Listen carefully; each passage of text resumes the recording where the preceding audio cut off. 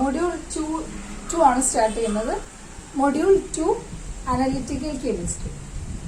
Analytical chemistry എന്ന് പറഞ്ഞു കഴിഞ്ഞാൽ കെമിസ്ട്രിയിലെ തന്നെ ഒരു വൈഡ് ആയിട്ടുള്ള ഒരു ബ്രാഞ്ചാണ്.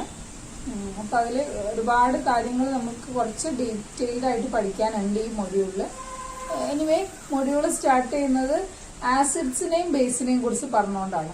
ആസിഡ്സും ബേസസും, ആസിഡ് ബേസസ് ഒക്കെ എന്താന്നൊക്കെ നമ്മൾ ചെറിയ ക്ലാസ്സിലൊക്കെ പഠിച്ചിട്ടുണ്ട്. എന്താണ് ആസിഡിന്റെ പൊതുവായിട്ടുള്ള ചില ഗുണങ്ങൾ, അതുപോലെ തന്നെ ബേസസിന്റെ പൊതുവായിട്ടുള്ള ചില പ്രോപ്പർട്ടീസ്, അങ്ങനെയാണ് നമ്മൾ പഠിച്ചിരിക്കുന്നത്. അതായത് ആസിഡിന് സോർ ടേസ്റ്റ് ആണ്, ബേസിന് ബിറ്റർ ടേസ്റ്റ് ആണ്.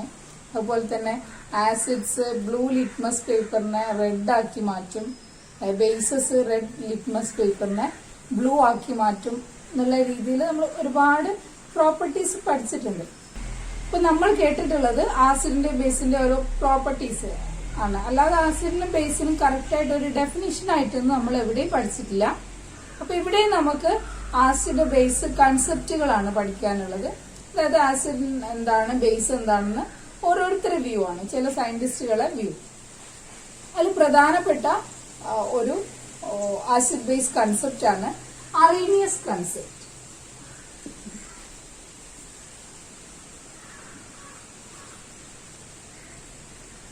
Arrhenius concept of acids and bases. Arrhenius പറയുന്നത് എന്താന്ന് വെച്ചാല് വെള്ളത്തിൽ ലയിക്കുന്ന സമയത്ത് H+ അയോൺസിനെ പുറത്തു വിടുന്ന വസ്തുക്കളെല്ലാം ആസിഡാണ്. അതുപോലെ തന്നെ വെള്ളത്തിൽ ലയിക്കുന്ന സമയത്ത് OH- അയോണിനെ പുറത്തു വിടുന്ന വസ്തുക്കളെല്ലാം ബേസസും ആണെന്നാണ് അറീനിയസ് പറഞ്ഞിരിക്കുന്നത്. അതായത് ഇപ്പോൾ സപ്പോസ് HA എന്ന് പറഞ്ഞിട്ടുള്ളൊരു എനി സബ്സ്റ്റൻസ്, ഇതിനെ നമ്മൾ വാട്ടറിൽ ഡിസോൾവ് ചെയ്യിക്കുന്ന സമയത്ത് ഇത് H+ എന്നുള്ള അയോണ് ഉണ്ടാക്കുകയാണെങ്കിൽ ഈ വസ്തു എന്തായിരിക്കും? ആസിഡാണ്. അതാണ് അറീനിയസ് പറഞ്ഞിരിക്കുന്നത്. നമുക്ക് എക്സാമ്പിൾ എടുക്കാം. ഇപ്പോൾ HCl വെള്ളത്തിൽ ലയിച്ചു കഴിഞ്ഞാൽ അത് H+ അയോണും Cl- അയോണുമായിട്ട് മാറും. അതുകൊണ്ട് HCl എന്താണ്? ഒരു ആസിഡാണ്. Then according to Arrhenius, bases gives OH- ion when dissolves in water. വെള്ളത്തിൽ ലയിക്കുന്ന സമയത്ത് OH- അയോൺ പുറത്തു വിടുന്ന വസ്തുക്കളാണ് എന്തെന്ന് പറയാ? ബേസ് എന്ന് പറയാം. ഇപ്പൊ BOH എന്ന് പറഞ്ഞിട്ടുള്ള ഒരു കോമ്പൗണ്ട്, ഇതിനെ വെള്ളത്തിൽ ലയിക്കുന്ന സമയത്ത് ഇത് ഇങ്ങനെ അയനൈസ് ചെയ്യുകയാണെങ്കിൽ, ഈ OH- അയോൺ ഉണ്ടാക്കുകയാണെങ്കിൽ ഇത് ഒരു ബേസ് ആണ്. ഓക്കെ, ഇതൊരു ബേസ് ആണ്. For example NaOH. NaOH ജലത്തിൽ ലയിച്ചു കഴിഞ്ഞാൽ അത് Na+ അയോണും OH- അയോണുമായിട്ട് മാറും. സോ അതുകൊണ്ട് NaOH എന്ന് പറയുന്നത് ഒരു ബേസ് ആണ് according to Arrhenius. So according to Arrhenius concept, acids gives H+ ion when dissolved in water and bases gives OH- ion when dissolves in water. മറ്റൊരു പ്രധാനപ്പെട്ട ആസിഡ് ബേസ് കൺസെപ്റ്റ് ആണ് Bronsted and Lowry concept. Bronsted lorry concept. ഇത് രണ്ട് സയന്റിസ്റ്റിന്റെ combined ആയിട്ടുള്ള അതായതുകൊണ്ടാണ് ഈ രണ്ട് പേരിലുള്ളത്. So Bronsted lorry concept പ്രകാരം acid എന്ന് പറഞ്ഞു കഴിഞ്ഞാൽ H+ അയോൺസിനെ ഡൊണേറ്റ് ചെയ്യാൻ കഴിയുന്ന വസ്തുക്കളൊക്കെ ആസിഡാണ്. അതുപോലെ തന്നെ H+ അയോൺസിനെ സ്വീകരിക്കാൻ കഴിവുള്ള വസ്തുക്കളൊക്കെ ബേസസ് ആണ്. അതായത് ആസിഡ്സ് ഡൊണേറ്റ്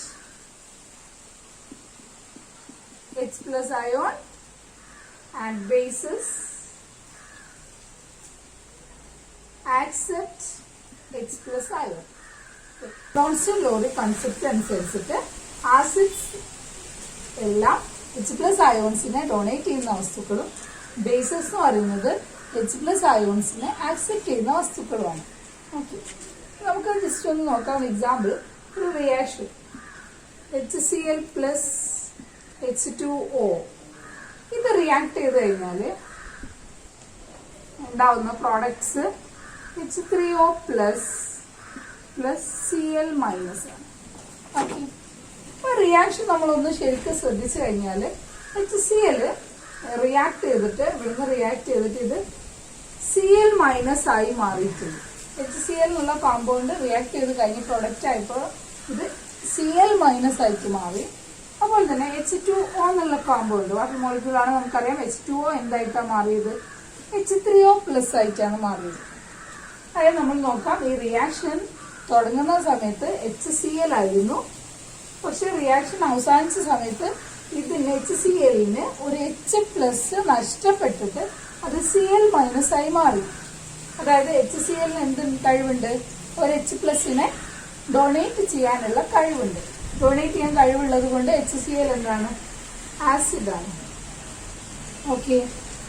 അതുപോലെ H2O റിയാക്ട് ചെയ്തിട്ട് എന്തായിട്ടാണ് മാറിയത്? H3O പ്ലസ് ആയിട്ടാണ് മാറിയത്. അതായത് H2Oയിലേക്ക് ഒരു H പ്ലസും കൂടി ആഡ് ചെയ്യപ്പെട്ടു റിയാക്ഷൻ വഴി. അതായത് H2Oക്ക് ഒരു H പ്ലസിനെ ആക്സെപ്റ്റ് ചെയ്യാനുള്ള കഴിവുണ്ട്. H പ്ലസിനെ ആക്സെപ്റ്റ് ചെയ്യുന്ന ആൾക്കാർ എന്താണ്? ബേസസ് ആണ്, ബേസ്. സോ ഈ റിയാക്ഷനിൽ HCl ആസിഡ് ആണ്, H2O ബേസും ആണ്. ഓക്കെ. നമുക്ക് വേറൊരു റിയാക്ഷൻ നോക്കാം. വേറൊരു reaction that is NH3 plus H2O gives NH4 plus OH minus. ഈ റിയാക്ഷൻ നോക്കുകയാണെങ്കിൽ NH3 റിയാക്ഷൻ നടന്നു കഴിഞ്ഞിട്ട് NH3 എന്തായി മാറി? NH4 പ്ലസ് ആയി മാറി. അതുപോലെ തന്നെ H2O എന്തായിട്ടാണ് മാറിയത്? OH മൈനസ് ആയിട്ട് മാറി. റൈറ്റ്? NH3 റിയാക്ഷന്റെ ഫലമായിട്ട് NH4 പ്ലസ് ആയി മാറി. H2O എന്നുള്ള കോമ്പൗണ്ട് റിയാക്ഷൻ നടന്നിട്ട് OH മൈനസ് ആയിട്ട് മാറി. ഓക്കെ. ഈ NH3 എന്താണ് സംഭവിച്ചത്? NH3 അവിടേക്ക് എത്തിയപ്പോൾ NH4 പ്ലസ് ആയി എന്ന് പറഞ്ഞു കഴിഞ്ഞാൽ ഈ NH3 ഒരു H പ്ലസിനെ കൂടി അധികം സ്വീകരിച്ചു. അതായത് NH3ക്ക് ഒരു H പ്ലസിനെ ആക്സെപ്റ്റ് ചെയ്യാനുള്ള കഴിവുണ്ട്. അതുകൊണ്ട് NH3 എന്താണ്? ബേസ് ആണ്. ബേസ്. H2O എന്തായിട്ടാണ് മാറിയത്? OH മൈനസ് അല്ലെ? H2O OH മൈനസ് ആയി മാറിയെന്ന് പറഞ്ഞു കഴിഞ്ഞാല് H2Oക്ക് ഒരു H പ്ലസ് നഷ്ടപ്പെട്ടു. H പ്ലസ് അല്ലെങ്കിൽ H2O ഒരു H പ്ലസിനെ ആർക്കും ഡൊണേറ്റ് ചെയ്തു. H പ്ലസിനെ ഡൊണേറ്റ് ചെയ്യാൻ കഴിവുള്ള ആളാണ് ഇവിടെ H2O. അതുകൊണ്ട് H2O ഇവിടെ എന്താണ്? ആസിഡാണ്. ഓക്കെ. നമ്മൾ ഈ രണ്ട് റിയാക്ഷനും കൂടെ നോക്കുകയാണെങ്കിൽ ഒന്നാമത്തെ കേസിൽ HCl ആസിഡും H2O ബേസും ആണ്.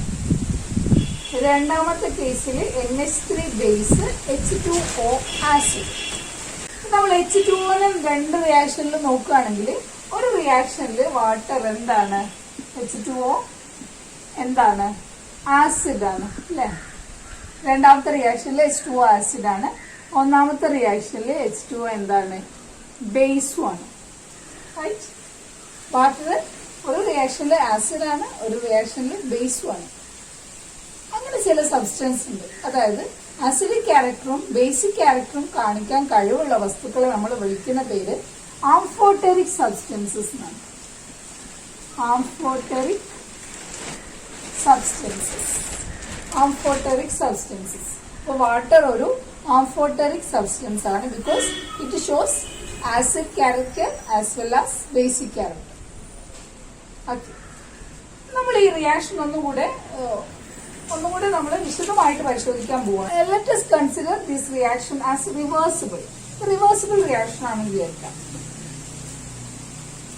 റിവേഴ്സിബിൾ റിയാക്ഷൻ അതായത് റിയാക്ടന്റ് കമ്പൈൻ ചെയ്തിട്ട് പ്രൊഡക്റ്റ് ഉണ്ടാവും. അതുപോലെ തന്നെ പ്രൊഡക്റ്റ് റിയാക്ടന്റും ആയിട്ട് മാറുന്ന ടൈപ്പ് റിയാക്ഷൻ ആണെന്നുണ്ടെങ്കിൽ ഈ റിയാക്ഷൻ നമുക്ക് ഒന്നും കൂടെ പരിശോധിക്കാം.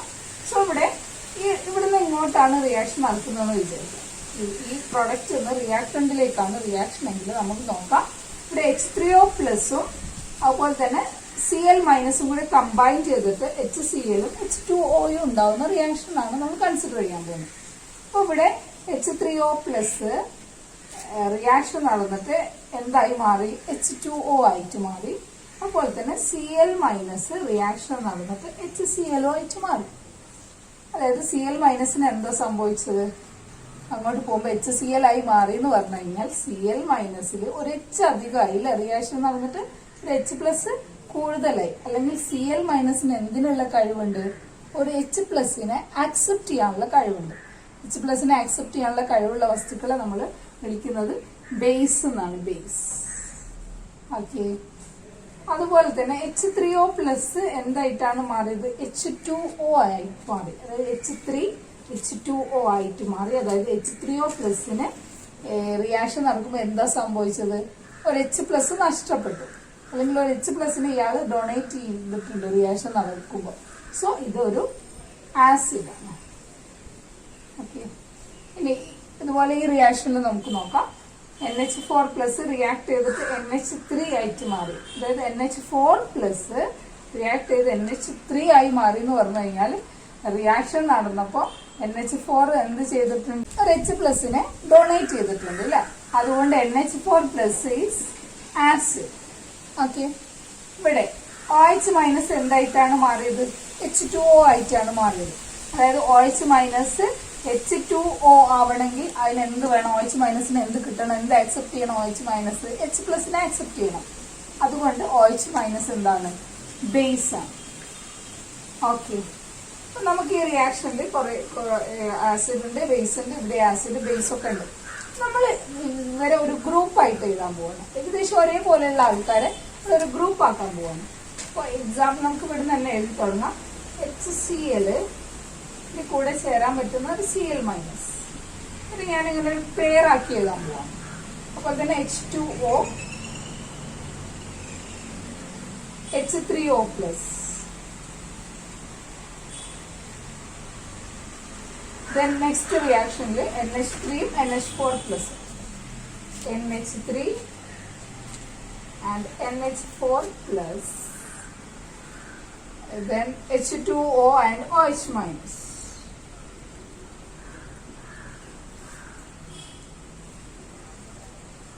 ഈ പേരിനെ നോക്കി കഴിഞ്ഞാൽ നമുക്ക് കുറച്ച് കാര്യങ്ങൾ മനസ്സിലാവും. അതായത് HClഉം Cl മൈനസും.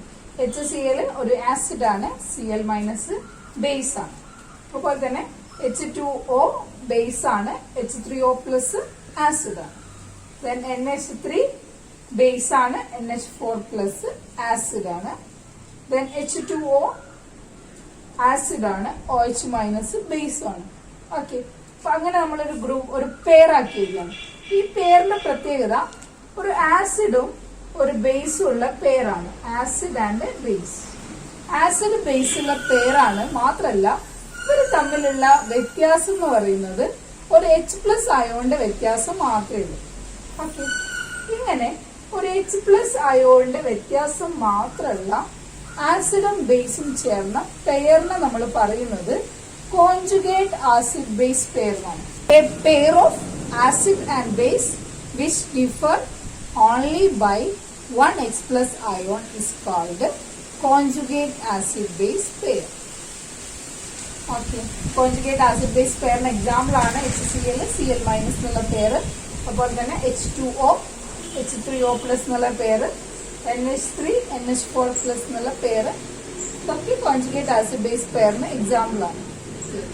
ഏതൊരു ആസിഡിനും അതിനൊരു കോൺജുഗേറ്റ് ബേസ് ഉണ്ടാവും. ഒരു ആസിഡിന്റെ കോൺജുഗേറ്റ് ബേസ് കണ്ടുപിടിക്കണമെങ്കിൽ ആസിഡിൽ നിന്ന് ഒരു H പ്ലസ് കുറച്ചാൽ മതി. ഓക്കെ, ഒരു ആസിഡിൽ നിന്ന് ഒരു H പ്ലസ് കുറച്ച് കഴിഞ്ഞാൽ അതിന്റെ കോൺജുഗേറ്റ് ബേസ് കിട്ടും. അപ്പോൾ തന്നെ ഒരു ബേസിനോട് ഒരു H പ്ലസ് കൂട്ടിക്കഴിഞ്ഞാൽ അതിന്റെ കോൺജുഗേറ്റ് ആസിഡ് കിട്ടും. ഓക്കെ, അപ്പൊ നമ്മൾ അറീനിയസ് കൺസെപ്റ്റ് പറഞ്ഞു, ബ്രോൺസ്റ്റൺ ആൻഡ് ലോറി കൺസെപ്റ്റ് പറഞ്ഞു. മൂന്നാമത്തെ ഒരു ആസിഡ് ബേസ് കൺസെപ്റ്റ് ആണ് Lewis concept. Lewis concept of acid and bases. Lewis concept പ്രകാരം ആസിഡ് എന്ന് പറഞ്ഞു കഴിഞ്ഞാല് ഇലക്ട്രോൺ പെയറിനെ ആക്സെപ്റ്റ് ചെയ്യുന്ന വസ്തുക്കളാണ്, അല്ലെങ്കിൽ ഇലക്ട്രോൺ പെയറിനെ സ്വീകരിക്കുന്ന വസ്തുക്കളാണ് ആസിഡ്. ബേസ് എന്ന് പറഞ്ഞു കഴിഞ്ഞാൽ ഇലക്ട്രോൺ പെയറിനെ വിട്ടുകൊടുക്കുന്ന വസ്തുക്കൾ, അല്ലെങ്കിൽ ഇലക്ട്രോൺ പെയറിനെ ഡൊണേറ്റ് ചെയ്യുന്ന വസ്തുക്കളാണ് bases. Base electron pair donor. ഇതാണ് ലൂയിസ് കൺസെപ്റ്റ് പ്രകാരം ആസിഡും ബേസും. സാധാരണ നമുക്കറിയാം, നമ്മൾ കാണുന്ന കോമ്പൗണ്ടുകളിൽ തന്നെ ഇലക്ട്രോൺ ഡെഫിഷ്യന്റ് ആയിട്ടുള്ള കോമ്പൗണ്ട്സ് ഉണ്ട്. BF3 പോലുള്ള കോമ്പൗണ്ടുകളിൽ ഔട്ടർ മോസ്റ്റ് ഷെല്ലിലുള്ള ഇലക്ട്രോൺസ് ഒക്കെ ബോണ്ടിങ്ങിന് വേണ്ടി ഉപയോഗിച്ച് കഴിഞ്ഞതാണ്. അപ്പൊ ഇവിടെ വേക്കന്റ് ഇലക്ട്രോൺസ് ഇല്ല, അല്ലെങ്കിൽ ലോൺ പെയർ ഇലക്ട്രോൺസ് ഇല്ല.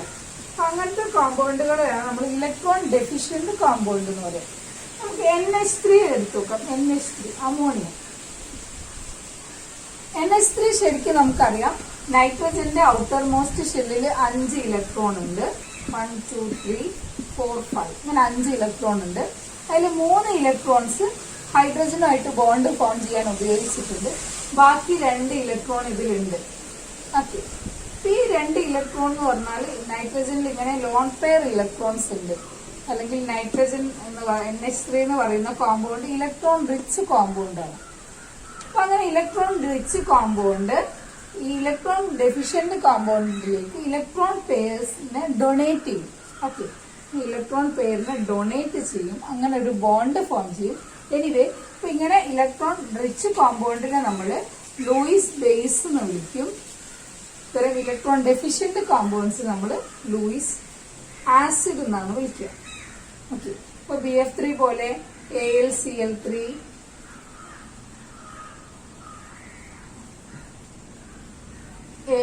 BF3 പോലെ AlCl3 ഒക്കെ ലൂയിസ് ആസിഡ് ആണ്, Luis acid.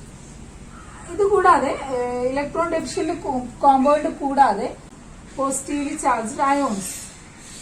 Positively charged ions, positive charge എന്ന് പറയുന്നത് തന്നെ നമുക്കറിയാം, ഇലക്ട്രോണ് നഷ്ടപ്പെടുമ്പോഴാണ് ഒരു എലമെന്റിന് പോസിറ്റീവ് ചാർജ് വരിക. അതുകൊണ്ട് തന്നെ അത് ഇലക്ട്രോൺ ഡെഫിഷ്യന്റ് ആണ്. അപ്പോൾ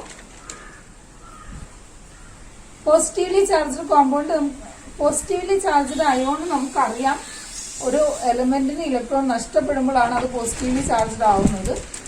സോ പോസിറ്റീവ്ലി ചാർജ്ഡ് അയോൺസ് ഒക്കെ ഇലക്ട്രോൺ ഡെഫിഷ്യന്റ് ആണ്. അതുകൊണ്ട് അത് ലൂയിസ് ആസിഡ് ആണ്. എക്സാമ്പിൾ Mg2+,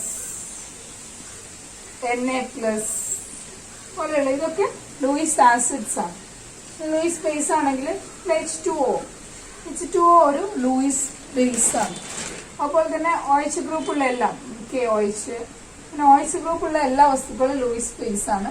കൂടാതെ negatively charged ions, negatively charged ions എല്ലാം ലൂയിസ് ബേസ് ആണ്. Negatively charged species, negatively charged species example Cl-, അതുപോലെ തന്നെ SO4 2-, ഇതെല്ലാം ലൂയിസ് ബേസസ് ആണ്. അപ്പൊ ഇത്രയാണ് 3 ആസിഡ് ബേസ് കൺസെപ്റ്റിനെ കുറിച്ച് പറയാനുള്ളത്. Arrhenius concept, Bronsted and Lowry concept, Lewis concept. According to Arrhenius, acids gives H+ ions when dissolved in water and bases gives OH- ions when dissolved in water.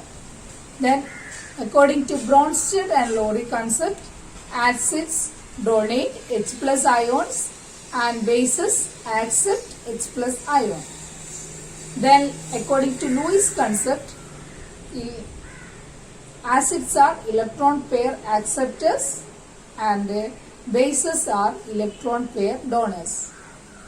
അത്രയാണ് ഈ 3 acid base കൺസെപ്റ്റിനെ കുറിച്ച് പറയാനുള്ളത്. ബാക്കി നമുക്ക് അടുത്ത ക്ലാസ്സിൽ ഡിസ്കസ് ചെയ്യാം.